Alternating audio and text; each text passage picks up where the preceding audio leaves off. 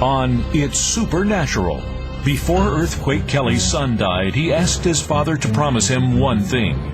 See how this one promise changed Earthquake Kelley's life. Find out how Earthquake Kelley and his son met in heaven years later. Hear about the important message from his son, and discover the hidden truths that were revealed to Earthquake Kelley in heaven. Do angels exist? Are healing miracles real? Is there life after death? Can people get supernatural help from another dimension? Has the future been written in advance? Sid Roth has spent 25 years researching the strange world of the supernatural. Join Sid on this edition of It's Supernatural. Hello, Sid Roth here. Listen, welcome to my world where it's naturally supernatural. You wouldn't want to live anywhere else. So listen, my guest, Earthquake Kelley, he was trained to be a voodoo high priest. He was supposed to go off to Haiti and work with Papa Doc Duvalier, but something happened along the way. I mean, he knew the name of evil spirits. He could call out a spirit and someone would get sick. Someone would have financial difficulty. Someone would die. He knew these spirits by name. And from a drug overdose, he died. And when he died, he left his body and he literally experienced hell. But he was pulled back by the prayers of his mother. And shortly thereafter, he went to a service and he dedicated his life to God. Now he knows how to call out these spirits, against these spirits, and in a power that is higher than the name of these spirits. In the name of Jesus, he can set people free, but specifically by the names of these demons. Well, take me to the time your son, Scott, he does something kind of unusual with it. You're horsing around with him, boxing with him. Right. What happened? Right. December 6, 1998, well, we were in the kitchen, and I had 3 sons and wanted to make them tough. So me being an ex-professional boxer, I was hitting them. You know, my wife said, "Don't hit them too hard." You know, so I was tagging around with them a little bit, and they could never hit me. And I was, I said, "Oh, the old man is pretty smooth, huh?" You know, they could never get me. So he stopped and he grabbed me. I thought he was trying to, like we do in boxing, grab me in the clutch and stuff like that. But he was crying. I said, "What's the matter? What's the matter, man? You know, what's wrong?" You know, I thought I hit him too hard, and I felt so bad. He said, "No, Dad, you didn't hit me hard." He said, "I want you to promise me that you will never stop preaching deliverance, and you'll never stop helping the least, the last, and the lost people who are coming through here." And he said, "You promise me that you'll never stop ministering to people, never stop preaching this deliverance message." And I told him, I said, I'm not going to do that. I'm going to continue to do that." And he let me go, and he ran out the house crying. And my wife said, "What happened? What's wrong?" And I said, "I don't know. I don't know. He just told me not to stop preaching and helping people." And something bad happened the very next day. You got a phone call. What did they tell you? I was in Nevada preaching a message, and my wife called me. And by the sounds of her voice, I knew something was wrong, Sid. I knew something was real wrong. And she told me that he was carjacked, and he was shot in the chest point blank, and he was dead. And that was that. I'm telling you. Somehow he must have had a premonition. Seemed like it. Yeah, he was getting ready to go home, be with the Lord. And shortly thereafter, all of a sudden, did you have a headache or? Yeah, I had a real bad headache, and I didn't think much of it. Being a boxer, ex-boxer, I started one of those old fights catching up to me. Plus, I wrestled too for a little while when I retired. Maybe somebody threw me down backwards or something like that. So about 2 days later, of my wife trying to get me to go to the hospital, discovered they had a brain aneurysm and didn't even know it.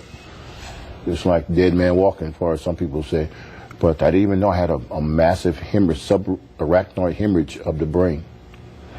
He died on the operating table. And when he died, as bad as the experience was of getting that phone call that his son had been shot in a drive-by shooting, this is how good it was. He left his body and he went to heaven. Tell me the first things that you saw. I saw an angel. He was much taller than I am. And he said, walk around.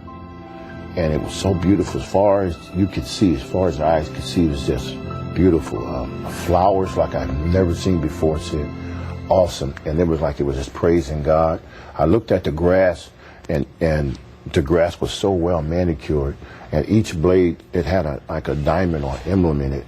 And it was just so beautiful. The colors that are there is like any colors. Just the environment, the scenery is just, oh man, it's just so beautiful. And I walked along this river that I saw coming out of this big, beautiful golden palace, and it was like liquid diamonds. It was just moving the waves of this river. And then I heard a voice of I believe they were angels, was singing, far better than any choir I've ever heard combined. All of them together on earth could not compare to what I've heard and saw there in the trees. You know, I almost feel like when you're saying this earthquake, you're reliving it. Oh, Are I love you? it. Oh, man. That's what it almost feels. Man. I mean, it's like you're in a different realm when you're talking about we talk like that. It's like I get homesick. All right, so this river?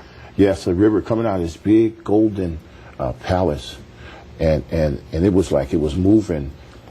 All of it was working together. The grass swaying, the river moving, and the angelic beings that were singing, and the big trees were, oh man, they were so big and looked like they was bowing down to praising God, and then there's no shadow. I didn't cast a shadow because the light hits you from all over the place. It's just a beautiful, radiant, awesome place. But you saw someone. Yes. Tell me about that. As I went along the edge of the river, as I walked along the edge of the river, I was looking, trying to see some of the saints that I know. I went to their homegoing service, and I saw something on the other side, and they saw me. And of course, I was looking for somebody very special. It was my son, Scott. And I saw him, and he saw me. And I said, Scott, it's you. It's you. I said, how do I get over there to the other side where you are? It was what, like a river was separating you? Yeah, between us. I was on one side of the river. He was on the other. And I wanted to get over there to just give him a hug. And he said, you can't come in here now, Dad. You have to go back. You made God a promise. You made me a promise that you would go finish the work that you have to do. And then I said, no, I want to come over there with you. I don't want to go back down there no more. I really want to stay here in this place. He said, no, Dad, you're not finished. You have to go back. And I was trying to find a boat. I was trying to find a tire, a raft, anything to get over there. I didn't want no more parts of coming back here because that place is so awesome. No headaches, Sid. I had a headache. I'm telling you, it was so bad and having pain. What did you feel like? What did you feel like in heaven? Oh man, it's just you can describe it the best you can. It's just like you feel the presence of God everywhere. The love. There's so much love there, man. It's just like it's just everywhere you step. It's just that God is embracing you with His love. I have never met anyone that has had an experience like you, even though they love their family and they want to come, they miss their family. The pull is so strong to stay. Is that what happened to you? Yeah. Because the faith that I had in God, I knew my family would be in good hands. I knew that because I know my wife is saved. She loves Jesus and all of that. And I'll see her later on. But right now I wanted to stay there because I was just enjoying it so much. To missing them is not like you miss people down here. It's different. Your mindset, once you get in there, your mindset is completely different. There's no sorrow. You don't see missing people as a sorrowful thing. It's like, you're in God's hands because the love of God is showing you, I love them. They're in my hands, and it's just beautiful. So what did your son say to you? He told me, he said, you have to go back. And it reminded me of, Dad, you remember when we had that conversation that you promised me that you would finish the work. Finish the work that you have to do.